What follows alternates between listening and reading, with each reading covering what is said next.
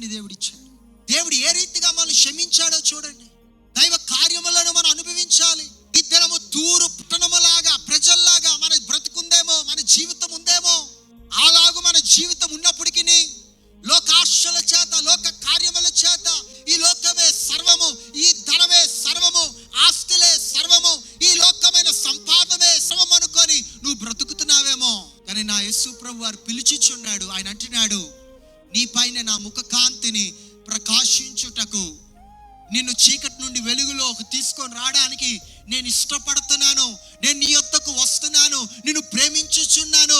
నా స్వరమును విను, నా స్వరాన్ని ఆలకించు, దానికి లోబడు అని దేవుడు మనతో మాట్లాడుచున్నాడు. ఆయన ఎంతగానో ఆయన ప్రేమించినవాడు. తప్పు ఎత్తడానికి కాదు. యేసు ప్రభు వారు ఎప్పుడు మన దగ్గరికి వచ్చి ఈ తప్పురా ఆ తప్పురా అని ఎత్తి చూపించి నిన్ను కృంగ చేయడు.